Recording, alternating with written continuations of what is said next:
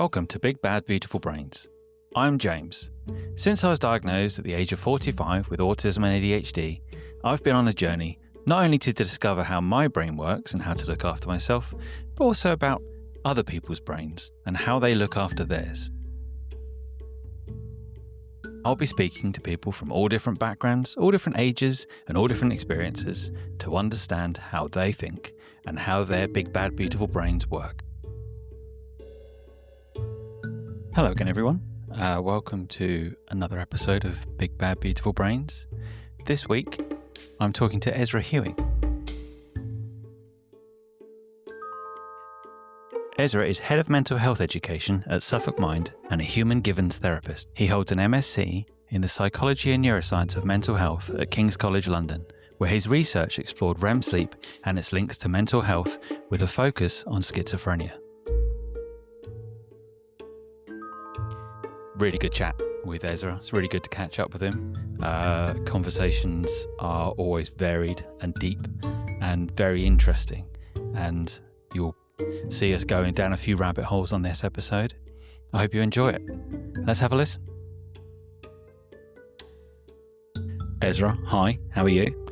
I'm okay, James, and I'm flattered and happy that you've invited me to come onto the podcast, and the questions that you have lined up for your guests, I think, are wonderful. So thank you very much. Okay, let's go. What's a song or sound that's been stuck in your head recently? This was a difficult question to think about because the thing is that once upon a time I was really saturated in music, and I would never not have music on the go, you know, whether it was in headphones or around me, and then you know, other things became more important to me, and it's rare for me to have music on.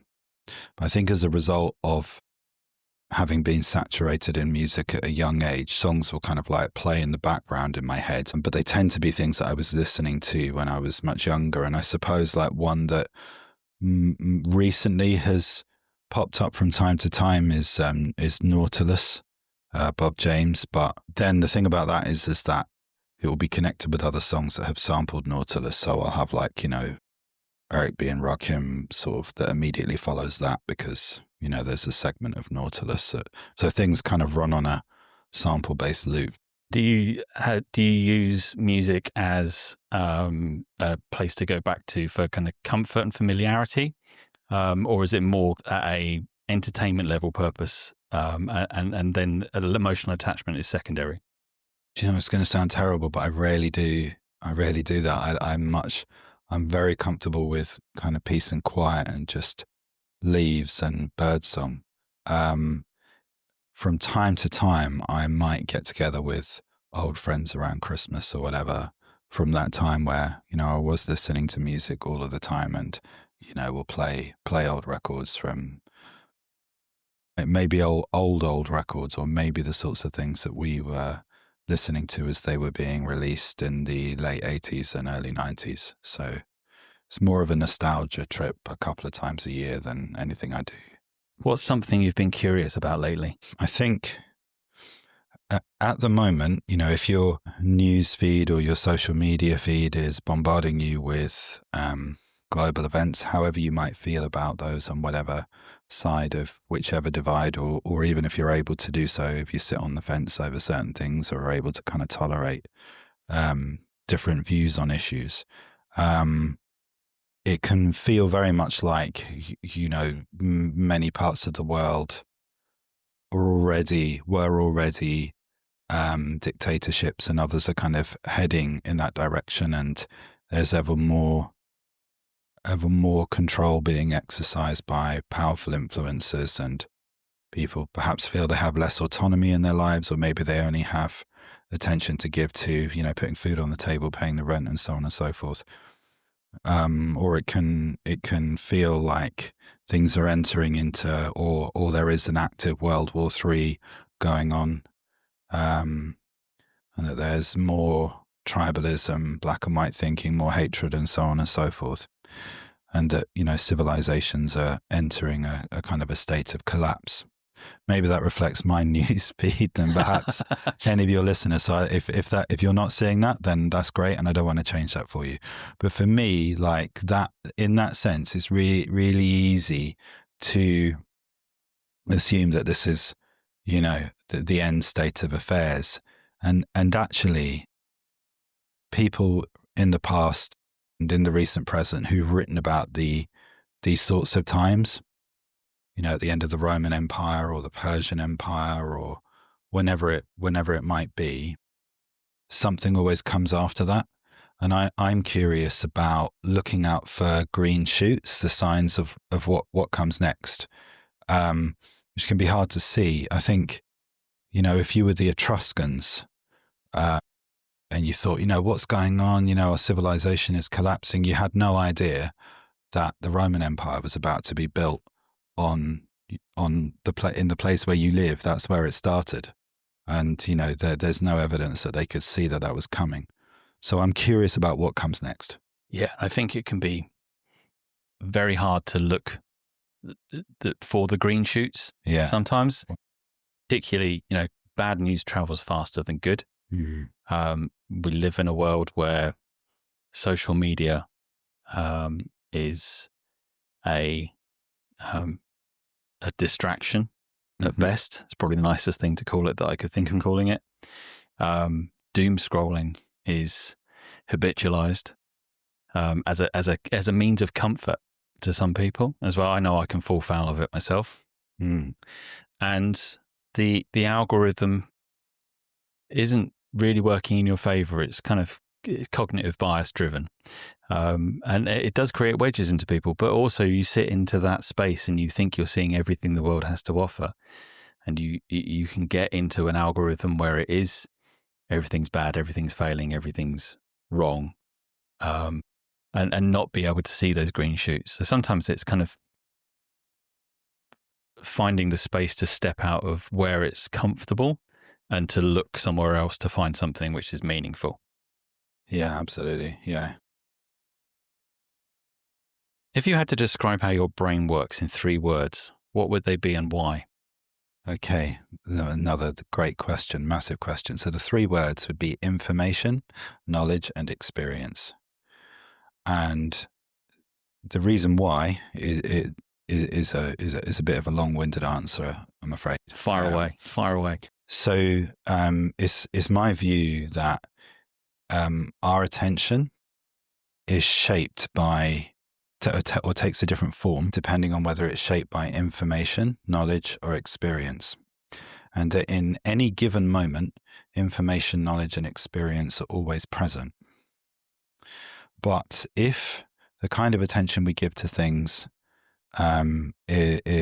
becomes unbalanced and is too shaped by information or knowledge or experience, then there are consequences to the loss of balance. So, and I also think that this has a lot to do with the way that we learn. So, if I start there with the way that we learn, and this is not necessarily my idea, but my kind of reflections on the ideas of other people. So, in the 19th century, Holtz and Poincaré, 2 continental philosophers who are, you know, polymaths in every regard, they formulated the idea that all learning involves a period of saturation where you're concentrating on new information.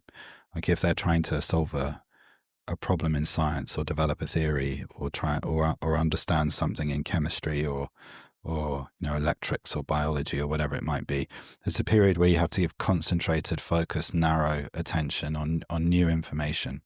And you need to do that until you can get to a point where you can now switch to a different kind of attention, where rather than giving concentrated, narrow attention, you can contemplate all of the new bits of information that you've taken on board and observe the relationships between those bits of information. And you do that for a period of time, and then you need to forget about it. And then what happens, the next stage that they described is illumination. And that's where you have those penny drop moments where you're, having a soak in the bath or out walking in the park. You've taken your attention completely away from the problem you were trying to solve. Maybe you were trying to write a piece of music.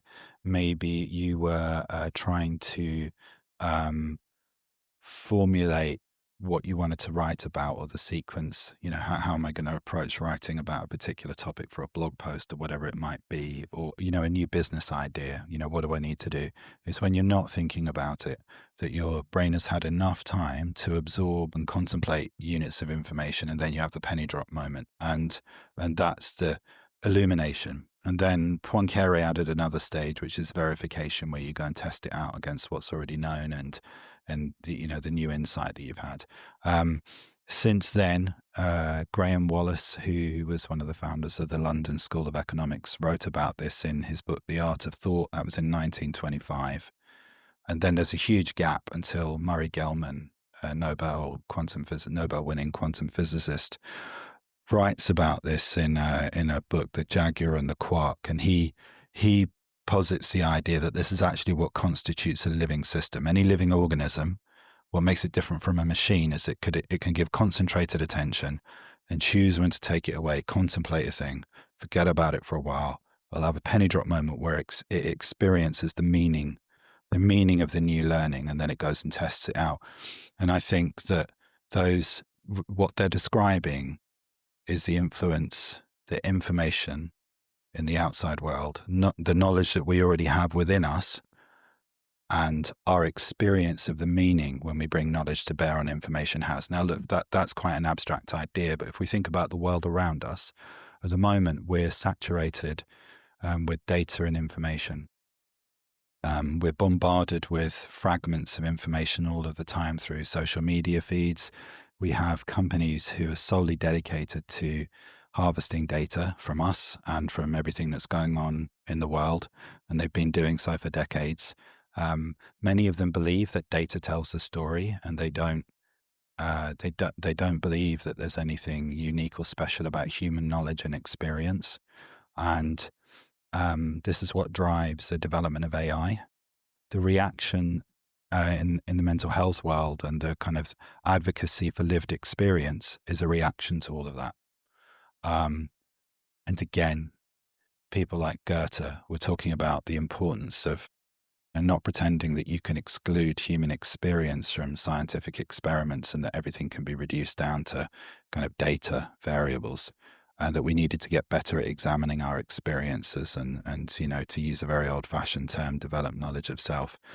I think that we're living in a world where everything's imbalanced and leans towards information, and in reaction we chase novel experiences to get away from it all, and what's neglected is developing internal autonomous knowledge that can see patterns in the data, experience the meaning, and see connections and relationships between things. And the illumination element from that as well. Yeah, hopefully, yeah. Yeah, and it ties back to a couple of things, I suppose, from my experiences. One thing is being bound to the desk until I've solved the problem. Yeah. It's something I used to do, but it's, it's tried and tested. It's step away. Absolutely. Take a pause, take a moment, go for a walk, get some fresh air. It will land. Yeah. Maybe not straight away, but you have to have those pauses there to create the space. And I think on the machine learning and the looming threat of AI, as I said to a group of students recently, is the one thing that data will never have is curiosity. Yeah, absolutely. It's a one-way conversation in terms of data. It won't query why. No. It has to have human thought of that, and AI cannot do that either. No. AI does not have curiosity. It synthesizes curiosity, but it's based on human experience. I think that's absolutely right. If you think about what curiosity is for a moment, curiosity exists where we don't know what the meaning of something is. And AI doesn't experience meaning. You would only be curious about something if you've had the experience of penny drop moments where you saw the meaning of something and you understood something for the first time. And that generates more curiosity about what things mean. What you said a moment ago about, learning that we need to step away from things some of the time is interesting too, because a lot of the time when people talk about attention and learning, or if you go through the school system as it's designed at the moment, it's largely designed around the unconscious assumption that the ideal is to give concentrated, focused attention indefinitely. And that is how learning and problem solving takes place, rather than seeing that that attention takes different forms and that it's dynamic, and that those different forms of attention are in a relationship with one another. Now, what's also interesting about this to me is that, recently we've had people like Dr. Ian McGilchrist writing about the two hemispheres of the brain and the different kinds of attention that they give, and how the left hemisphere gives concentrated, narrow, focused attention. And he, as I understand it, sees many of the issues of the world arising from an imbalance between the left hemispheres, an over-reliance on concentrated, focused attention at the expense of neglecting the right hemisphere's broader context and its perception of relationships and meaning. But even the idea of attention, us talking about it now, that's a fairly recent cultural development. There's a mainstream documentary produced by David Attenborough in 1970, where he worked with the writer and thinker Idris Shah to produce a series. It was an episode of a series called I think it was called Dreamwalkers or something like that. And in that documentary, it introduced the idea that we need attention, we need a certain amount, and that the quality of attention that we give to things shapes what we see. Now that's until recently, that was quite an intangible idea. But going back to tech and AI and data harvesting, it's not until we're up against mobile phones and scrolling, harvesting our data, that all of a sudden we become a little bit more aware and more sensitive to it. It's almost like there's a kind of a paradox where you need a little bit of kind of resistance and challenge and discomfort to become aware that we've all got a need and a capacity for attention, and we've only got a certain amount to give, and it has different qualities. And I think that might be the thing which helps us to see that we need to go beyond narrow focused attention, that it takes different forms depending upon whether we're talking about information, knowledge, and experience, and that we can develop more autonomy over how we give attention and what kind of attention we give to things. Yeah, and I think that lends itself to it's a signal versus noise problem. Mm-hmm. Yeah. And it's something with the work that I do, away from chatting to people, Mm-hmm. is working out where the signal is and not where the noise is. Mm-hmm. And that can apply to day-to-day life. It can be applied to getting stuck in a social media kind of doom scrolling situation. And it can apply to data as well, to a certain extent. Is kind of data is a lot of it's noise, and without an insight and without a signal in there, it's too broad to be able to attach thought, curiosity, experience, or knowledge to. And it is trying to find those times of stepping away from the desk and creating that space to let your brain do that important level of thinking. Yeah, that's a really important point. If you've got too much time on your hands, like me, and you gather kind of different scientists and different data analysts' definitions of data and information and knowledge as well, more often than not, they will describe information as, they'll say, well, okay, the root of it is to be information. So in other words, it's in some kind of pattern. Data hasn't yet arrived at that point. Data's meaningless until it's organized into a pattern. And then the next question is, well, what is it that forms information into a pattern? And that has to be knowledge. And at that point, it changes from quantities, where you can measure quantities of data in bits, to qualities, because knowledge allows us to see shades of gray, nuance, and color, and gives rise to an experience that can never be reduced down to numbers of data, numerical data. I think that's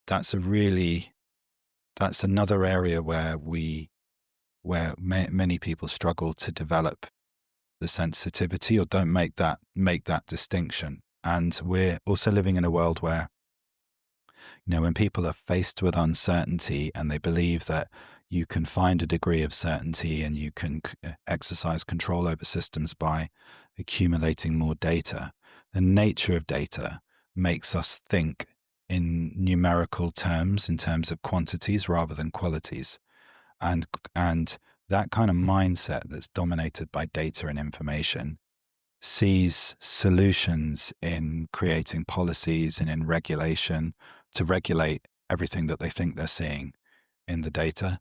And I think one of the unintended consequences of that is that we end up being our way of seeing the world, the kind of attention we give to things, and the kinds of solutions that we see is actually, without us being aware of it, shaped by the very nature of data. Yeah, and that can go into, again, it's the noise problem and the traditional marketing tactics of taking data and making it work for you and what your narrative is, not necessarily presenting it in its truest form, but 8 out of 10 cats prefer whiskers. It's a great marketing message, but you could interrogate data. Which cats? What age were they? Yeah. Are they healthy? Yeah. Tabbies or tomcats? Yeah, and you can, if you scratch the surface of the marketing messages, they tend to be paper thin. But data across all boards and not necessarily marketing, into all forms of kind of human interaction can do that. And it's either through a need of clarity or a need for someone to be convinced in a certain way to do something. But because there's so much of that, it's hard to stop and kind of go, yeah, but hold on. There's too much noise going on for people to be able to take that pause and step away. I'm not saying necessarily that you want to interrogate a cat food marketing brand, but it can be you're being bludgeoned continuously with that noise of data. I think that's right. I think there's another danger there as well. And that's a perfectly natural response to feeling that, as you put it, being bludgeoned with data. If you feel overwhelmed and that it's meaningless and that, your concerns are being dismissed because they don't match what people believe the data is telling them, then we shouldn't be surprised when we see people react because they feel that they're not being heard, and they will act in ways where they will chase some kind of an experience that changes the way that they feel and gives them a sense that they're acting, they're taking some control back for themselves. I think many of the sectors of society that become involved with protesting either online or in person, sometimes rioting. We see that in August. I think that has something to do with poor quality sleep in July, but that's a slight tangent. People find a way out of being drowned in data by attaching themselves to causes that shift their experience of the world. And make them feel like they're being heard. And the thing about that is that it's an easy way out, or a seemingly easier way out, because you don't actually have to develop knowledge. That's the bit that's lost in the middle between information and experience, which is why when you asked me which three, I looked at that, I was like, well, I've been thinking a lot about information, knowledge and experience and the relationship between them. And it seems to me that, there are some people that are very good at very good at acting on their body's knowledge and satisfying their appetites. I think that Donald Trump doesn't really care very much about information and data, doesn't really care too much for experiences outside of his own, outside of what makes him feel comfortable, whatever that might be. And he's very good at acting on instinctive knowledge. If he was a member of the animal kingdom, I'm not using pigs as an example because it's disparaging, not at all. What I mean is that pigs they're ungulates.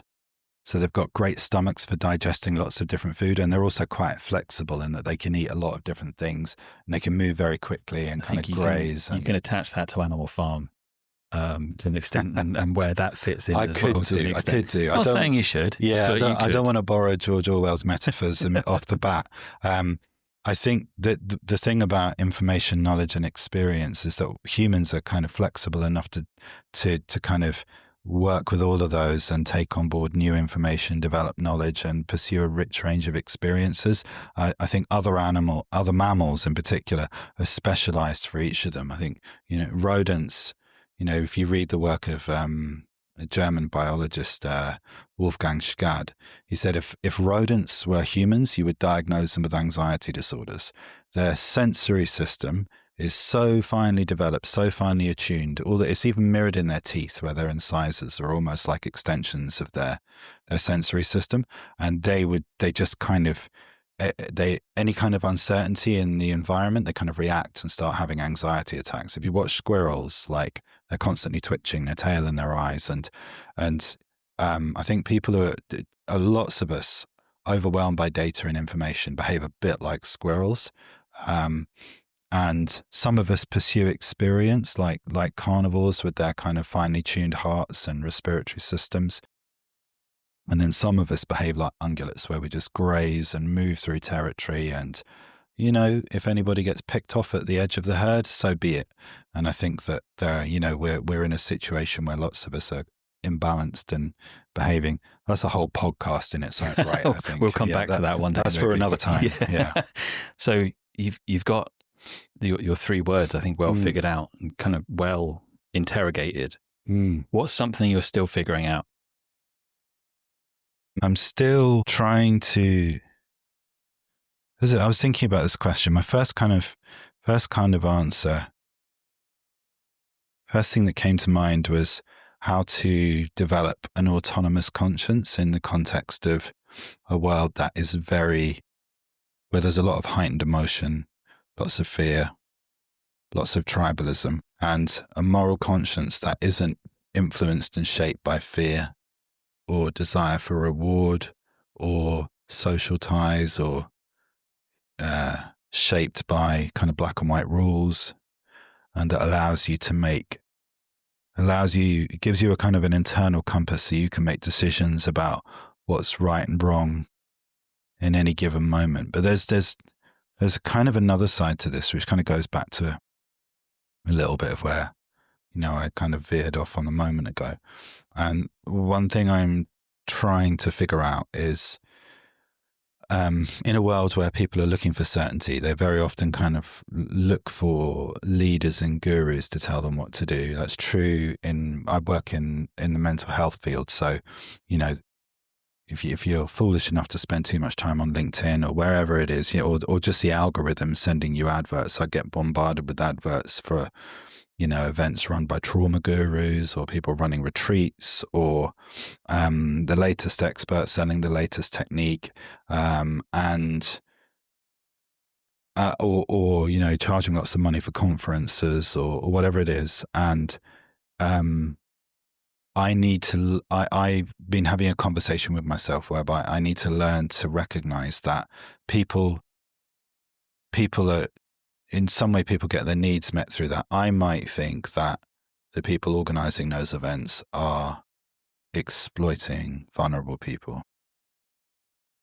But it might also be true that people need to go through that a few times before they learn that there really isn't anything new on offer there, and that it's still, we need support and help some of the time, but that help should be geared towards enabling us to act independently and think for ourselves and make decisions about how we meet our needs in healthy ways, and not have somebody telling us what to do. Thinking back to The Life of Brian in 1979, where, he tells the audience, you don't need a leader. And they all reply, you don't need a leader. We're still absorbing that cultural lesson. When you think that was like a blockbuster film on a low budget, but it was like, one of the most watched films of that year, and it's a cult classic now. We're not there yet. Like 46 years later, we're still looking for parent figures to help us resolve problems. And I need to let go of being on a soapbox about that. That's what I'm still trying to figure out. Yeah, I mean, that really ties back to, I was talking at a local school this morning, and about one of the questions on the kind of things that I had to talk about on the thing was, who helped you? And I think I came up with who I thought would help me didn't help me. Mm-hmm. And I had to look elsewhere. Mm-hmm. And I think it is part of that kind of cultivating curiosity that comes back to all the answers are not necessarily where you expect them to be. Mm. And it's not a one size fits all solution. You can't, it's difficult to productize mental health because everyone has different experiences, everyone has different learnings, everyone has been through different things, whether that's neurotypes or lived experiences or trauma. It's very difficult to kind of pigeonhole that into this course will fix you mentality. And there's lots of them out there. And as you say, some people just have to go through that to understand that the answer is not necessarily there. But sometimes the answers can be in the strangest of places that can resonate, and it can be a lyric, it can be a line from a children's book, a lyric from a song, or something completely kind of incidental, crossing the road, something like that. A lesson can come from that you need to be more open to. But again, it goes back to the kind of, you have a finite amount of attention that you can give to things. Yeah. And if you're stuck in a loop of doom scrolling on a device or overthinking or over intellectualizing, which I fall foul of a lot, you don't have that space for new experiences to come in and perhaps guide you in the right direction. That's so true. I mean, the thing about strong emotions is that they, we're often, our sensitivity to the ordinary, the everyday, the kind of the things that are kind of there, that are happening, is often obscured by, strong emotions like anxiety or even the desire for excitement.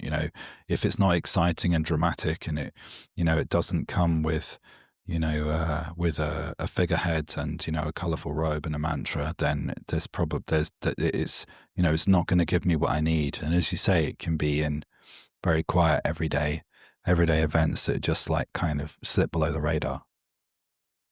And as you say, it comes back to the quality and amount of attention that we're able to give to things and developing a sensitivity to be able to see ranges of meaning in life beyond the coarse and the dramatic.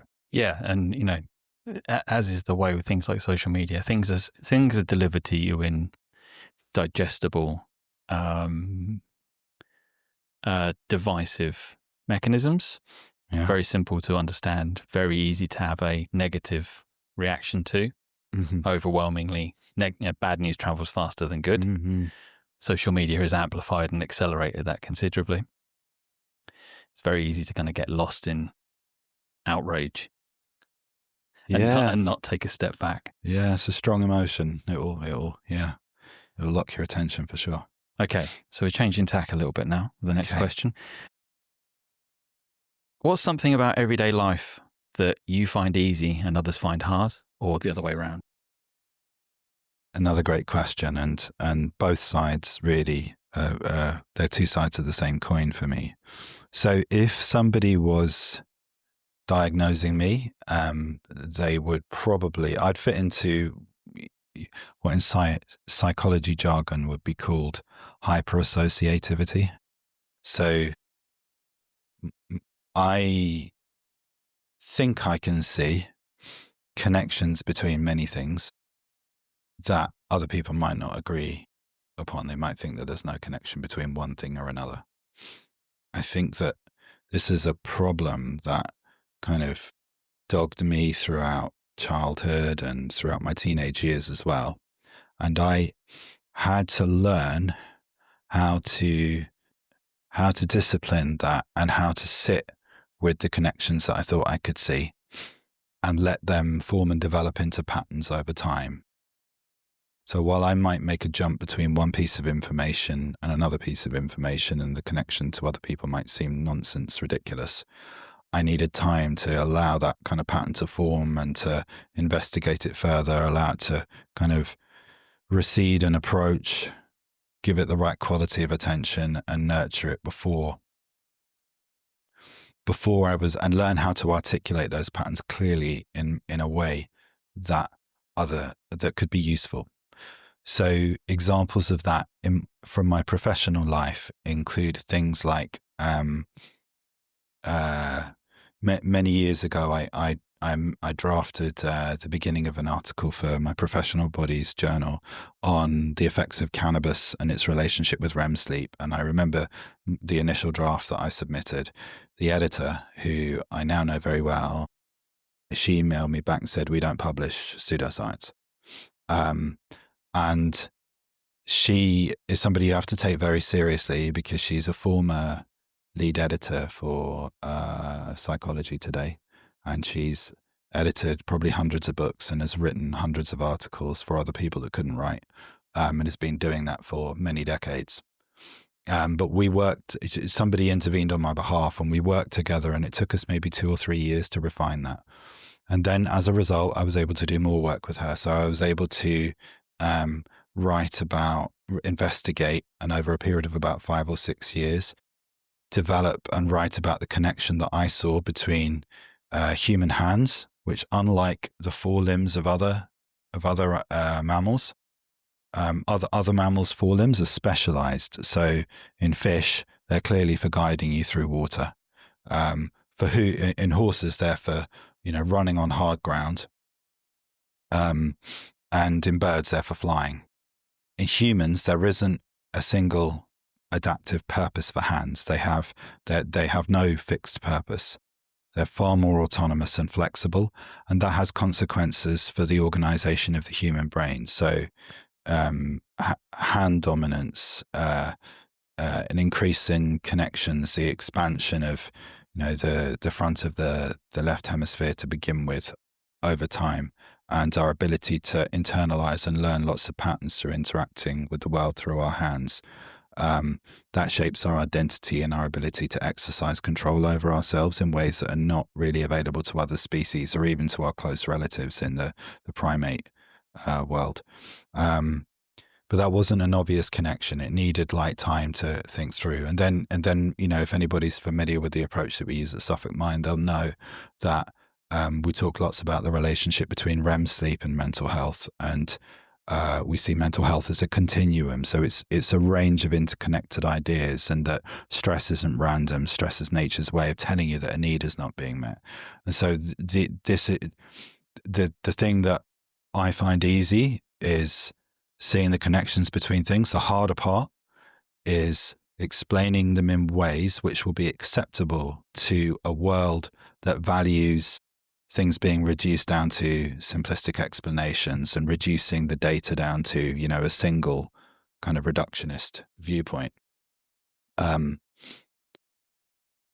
are plenty of other examples I'm sure I could think of, but that's both my challenge in terms of what's it's a challenge in that I can do this thing, but it doesn't necessarily work in the world that we're living in. I have a kind of a zigzag brain. That's the other thing about being hyper-associative and seeing connections between things, is that you'll tend to think in terms of analogy and metaphor and story and pattern rather than rules and logic and reason, which is what, much of the world around us demands. Yeah. And I think it's a double-edged sword of kind of being hyper-associative, and it can be very powerful in either uncovering new knowledge or associating things that perhaps haven't been associated in the past, but you can run away with it.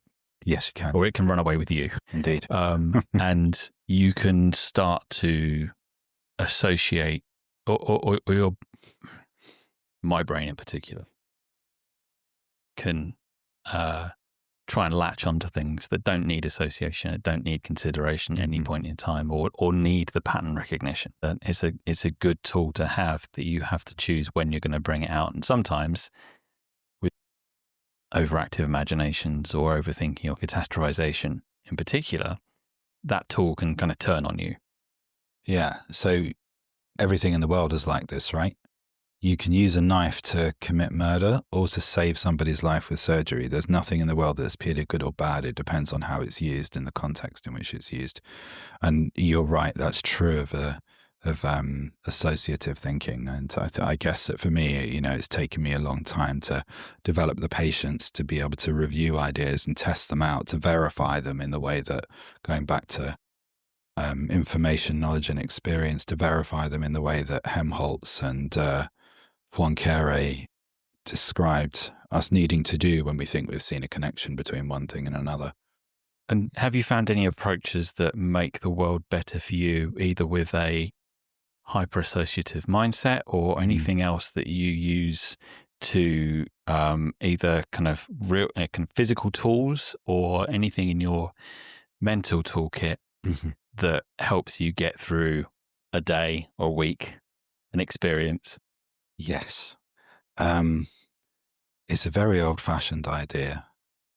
I was very lucky when I was a child to be left alone with, and to be given and left alone with large collections of folklore and mythology, and to be exposed to storytelling at a young age. And it's my experience, not just my experience. There are other people who for whom I know this is true, who have a shared interest in storytelling, who their view is that storytelling is the mind's kind of default mode. It's sort of seen as something that's just for children in our part of the world, and you're meant to grow out of it and learn to apply rules and that logic. Applies to curiosity as well, I think, as well as another thing of kind of stop asking questions. I think that's true too. Yeah. I've been gifted and spent time around other people who are far more advanced than I am with this, but I've been gifted with a kind of a storehouse, if you like, of stories that enable me to see meaning in events. And sometimes the same story might reveal different levels of meaning over time. So there are stories that I've known for, 20, 30 years that meant either confused me at the beginning or meant one thing, and then the meaning of it has shifted and changed over time, or I've seen new layers in it that weren't immediately obvious before, and they enable me to navigate my way through life and to withhold from reacting in situations where I might have just reacted in a black and white or emotional manner before, and I don't know what life would be like without that. I feel bad for other people that haven't been gifted that, or that have been robbed of. People absorb stories all of the time through Hollywood or whatever film industry, or through watching series, and they love it. And people read retellings of stories. If you're watching kind of Game of Thrones, then you're watching somebody's retelling of Tolkien, and Tolkien is retelling Anglo-Saxon legends and myths from our past, and they're retelling Celtic legends and Persian stories and so on and so forth back into the mists of time. But I really believe, and I'm not alone in this, I know, even though it might seem a bit odd to listeners, that there's a body of knowledge which is captured in the world's storytelling traditions, which is waiting there to be absorbed and to help us navigate our way through a world that other world that we were talking about, where everything is reduced into kind of bits and policy documents and regulations. Yeah, or consumption.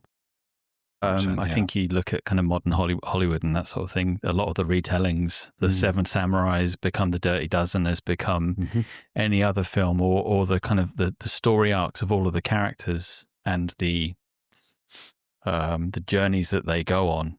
Oh Brother, Where Art Thou, being Homer's Odyssey, and all of that sort of thing. It's just retellings. I think if you go back far enough, you can take away all of the additional stuff that has been applied to these stories, whether it's commercialization or product placement or embellishment to just change the story a little bit. You take away, and I'm quite interested in mythology, and a lot of the kind of storytelling that comes from that, Norse mythology in particular, you see appear in lots of other places. And you can go into a kind of a very deep dive around whether it's religion or whether it's folklore. There is a crossover between that to a large extent as well, where a lot of the simple stories are still there and they're kind of waiting to be uncovered to a certain extent. And there's a lot of learning that you can have without all of the consumption on top of it. Well, in fact, they even insist upon it. So if you're thinking about Norse mythology, as a child, I'm sure psychiatrists would have a field day with this. I was obsessed with Odin hanging from the tree Yggdrasil for 9 nights, and also him giving up an eye for the witches who guard the cauldron at the bottom of one of the roots of Yggdrasil. And Odin dies on the tree, as I'm sure you know, and you see the same idea, in the Christian idea of Christ dying on the cross. In the Middle East, the same idea is captured in the proverb or the advice: die before you die. So in order to gain knowledge, you have to sacrifice something. It doesn't come freely. It's not something you consume. You have to give something up, and also you have to lower your expectations. So traveling a short distance from Scandinavia to Ireland, Finn McCool, who's the captain of the Hyper-Associative, and I'm part Irish, so in my family there's this speculation that we're descended from Finn McCool, which is nonsense. But let's just leave that idea out there. But there's a story of when Finn McCool is young and he goes to study with he goes to serve a magician, and he's given the task of catching the salmon of knowledge from a pool where the salmon of knowledge lives, and Finn McCool catches the salmon of knowledge, and the magician instructs him to cook the salmon of knowledge, and when the magic user returns, he'll eat the salmon of knowledge and gain on knowledge.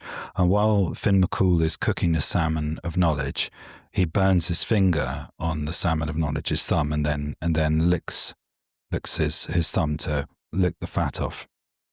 The magician returns to eat the salmon of knowledge, but when he does so, he doesn't notice any change in himself, and he says, did something happen? Did you eat any of the salmon? And Finn McCool says, no. He said, talk me through exactly what happened. And Finn McCool explains how he cooked the salmon of knowledge and that he'd burnt his finger. And he said, well, what did you do next? Well, I sucked my thumb to cool it. And the magician says, the knowledge has passed to you. So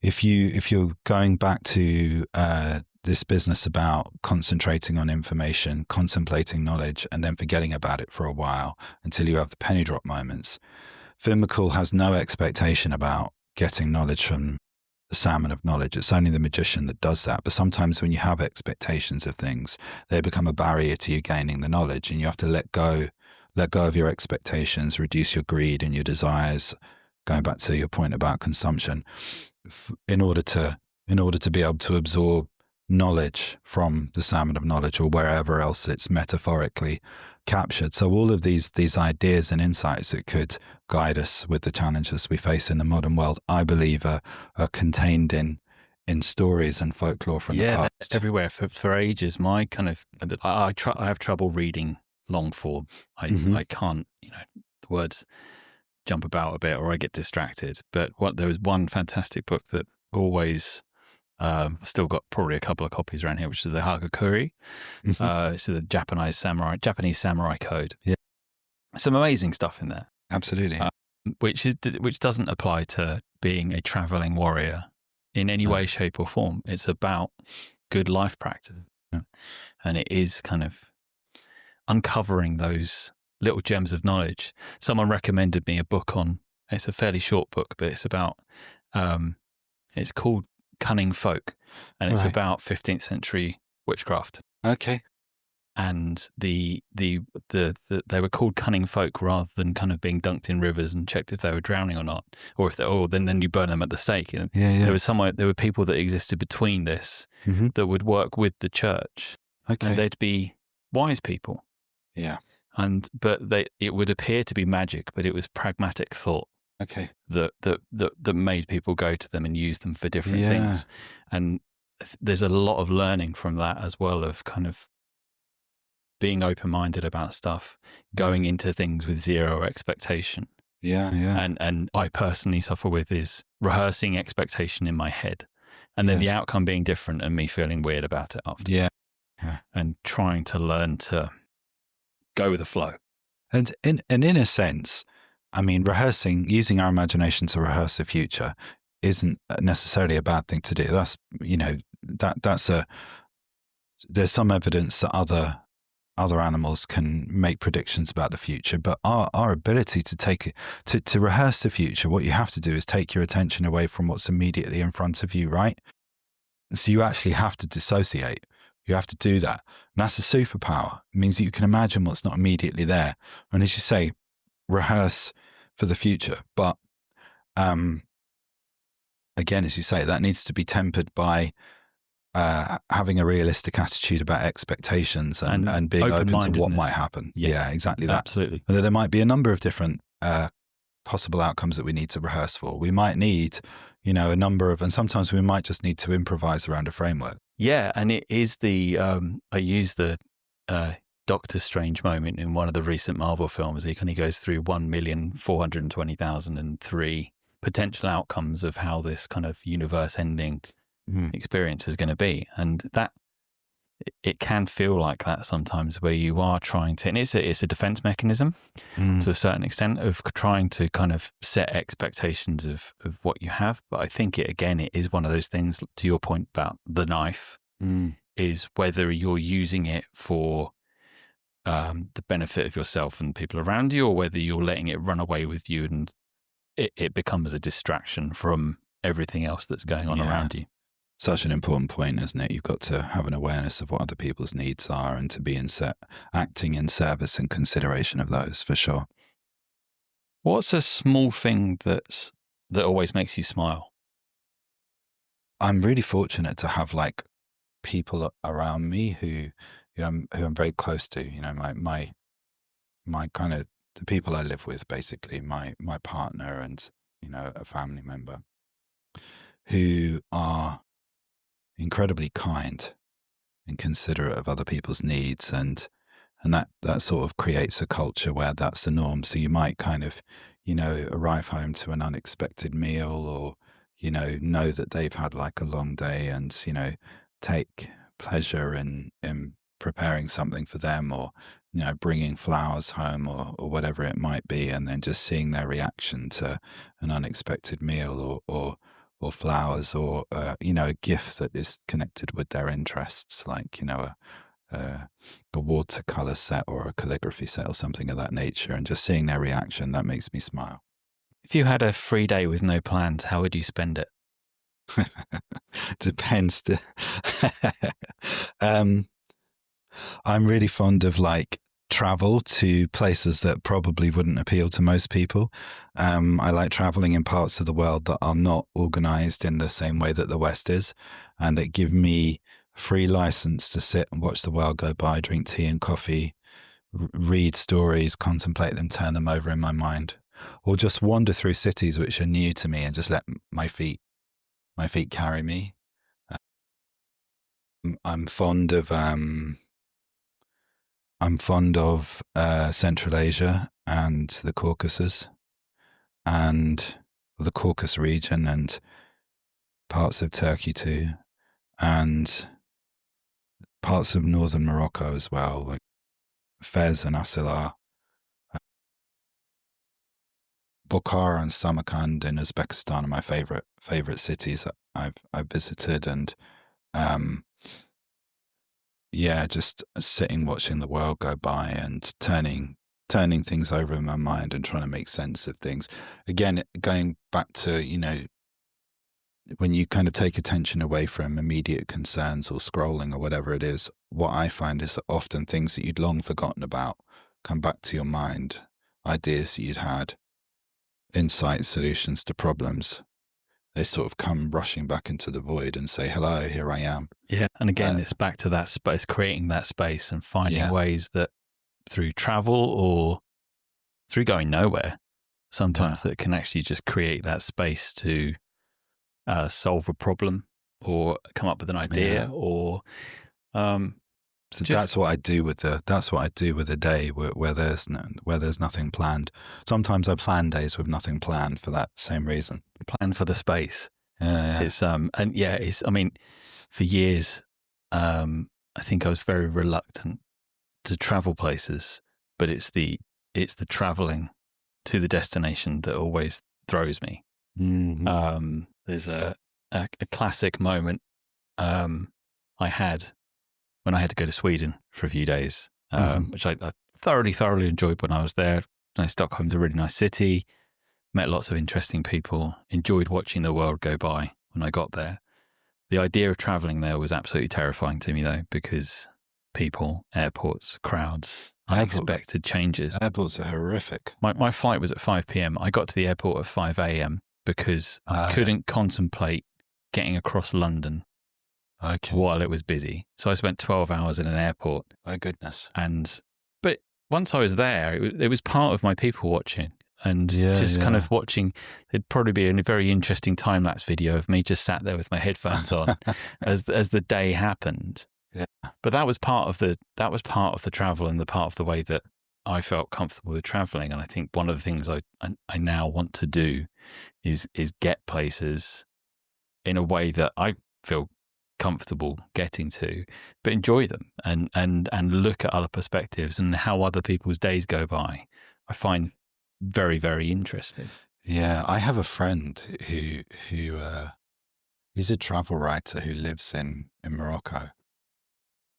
He's obsessed with that, like people watching and looking at, because what he describes is that if you sit somewhere long enough, you start to see patterns that you can't see with just 5 or 10 minutes, and you notice that, if you spend a whole week like watching the same place, you'd start to see the routines of the kind, the same person who arrives at a certain time traveling to work or whatever it is, or, people selling things, or, you've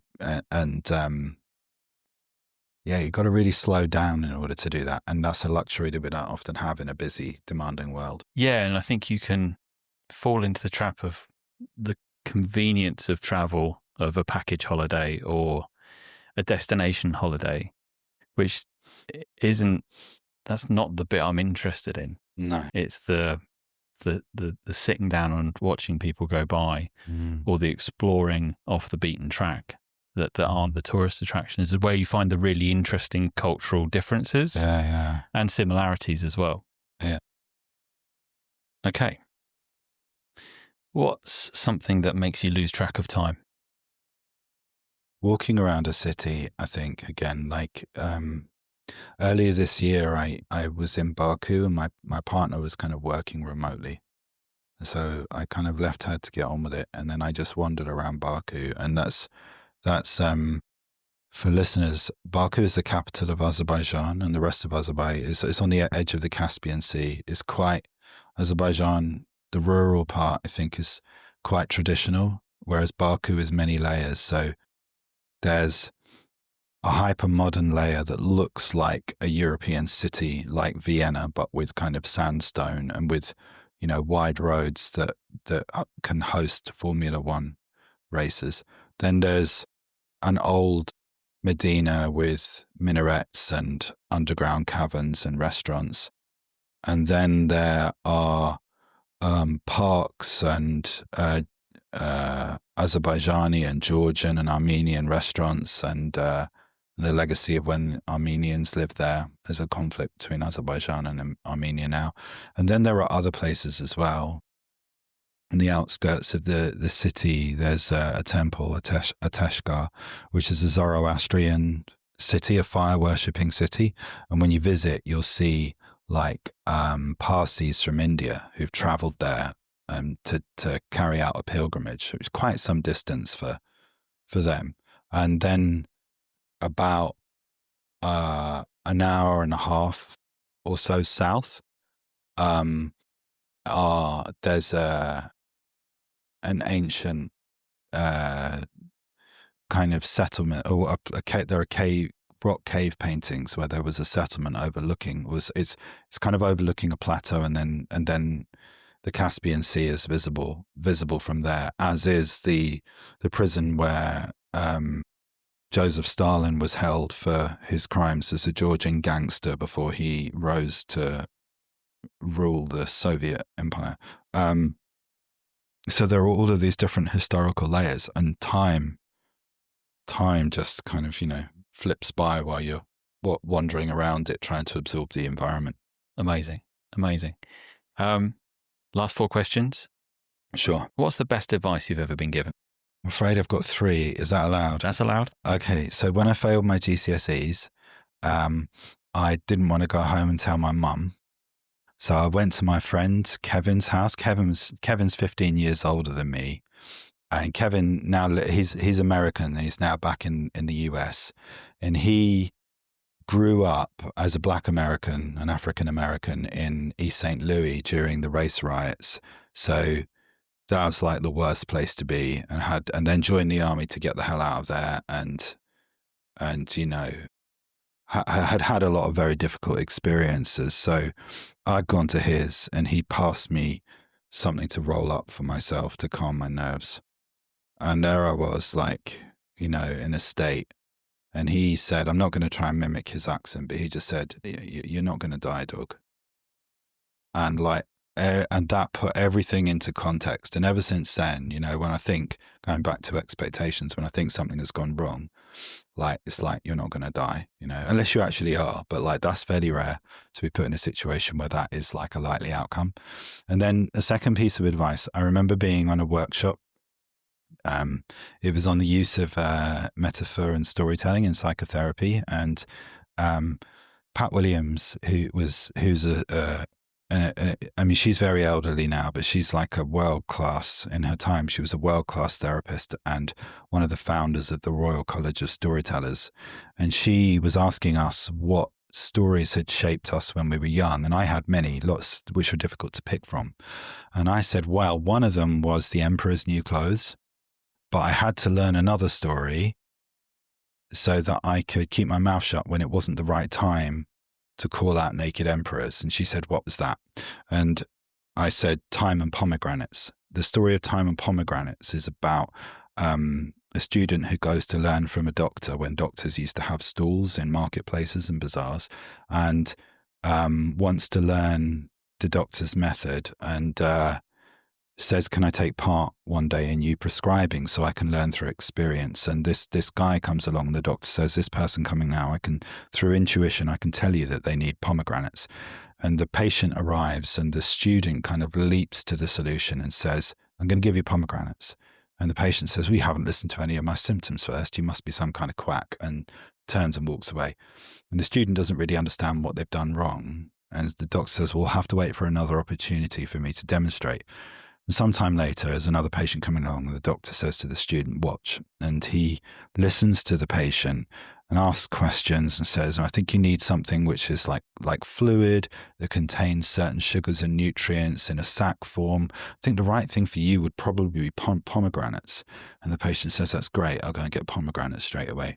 And the student says, what was the difference between the way I acted and the way that you did? And the doctor said, the patients needed time and pomegranates. And at that point, Pat Williams said, and those stories were your teachers.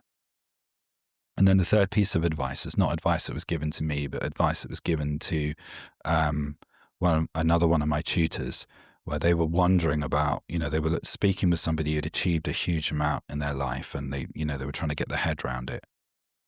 The advice they were given was, so long as it's not illegal or immoral, any opportunity you are offered, do your best to take up on it and to make the use of that opportunity. Say yes. Don't overpromise or overcommit to things that you can't do, because that would be immoral. But if you can, then do it. I'm glad I allowed 3, because they're 3 fantastic pieces of advice.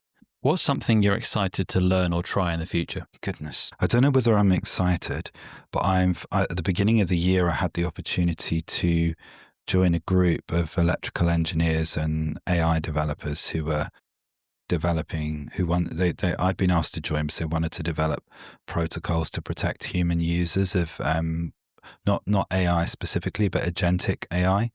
And there's still a lot to learn about that. I'm enrolled on a course. Am I excited about that? I don't know. There's a new territory, and it might be that I'm able to do something useful. I'm sure that I've got a better example somewhere, but that's the kind of the thing on the horizon that springs to mind that I need to learn more about. I think it's an interesting point of the the interface between humans and machine learning, and both making it useful and safe.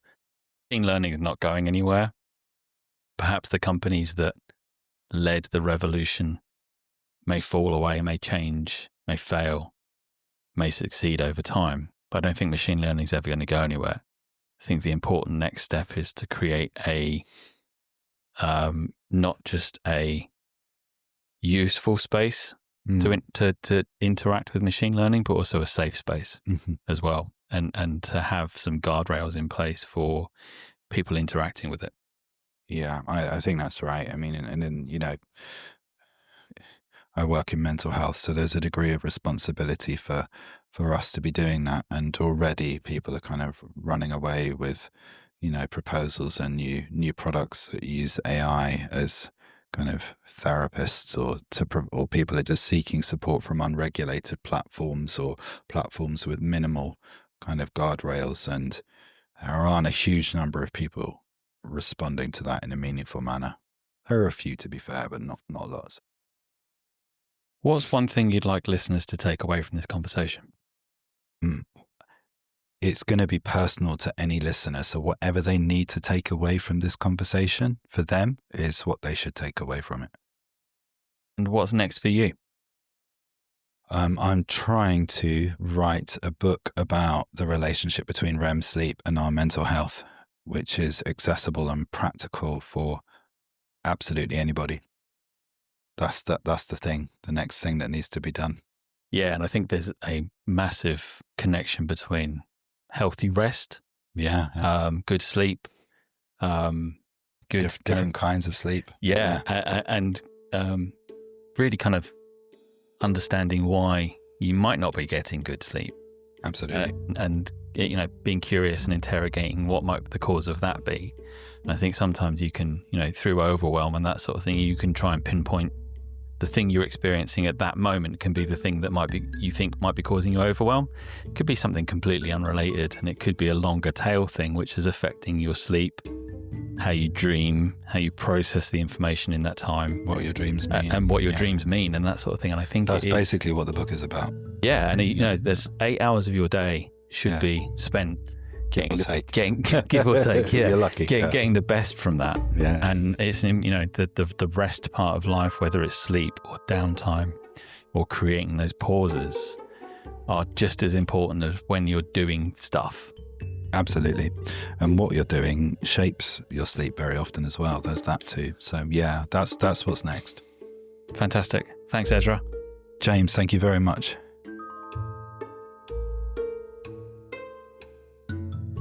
Okay, that's it for another episode of Big Bad Beautiful Brains. Thank you for listening.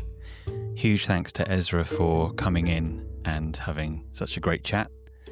And I hope to see you back again another week for another episode of Big Bad Beautiful Brains. Until then, toodle pip.